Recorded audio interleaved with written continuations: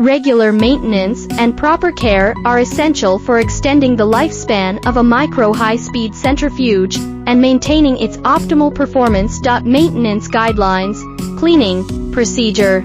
Wipe down the exterior and interior surfaces after each use. Importance. Prevents contamination and buildup of debris. Lid maintenance procedure. Check the lid seal for wear and replace if necessary. Importance.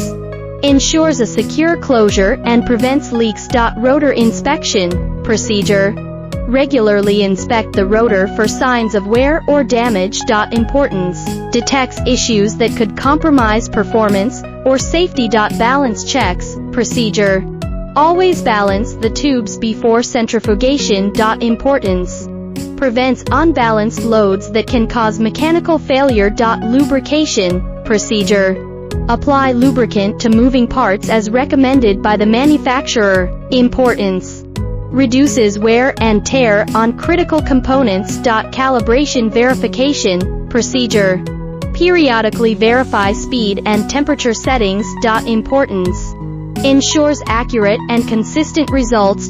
Care considerations. Handling samples. Precaution. Handle samples gently to avoid cross-contamination.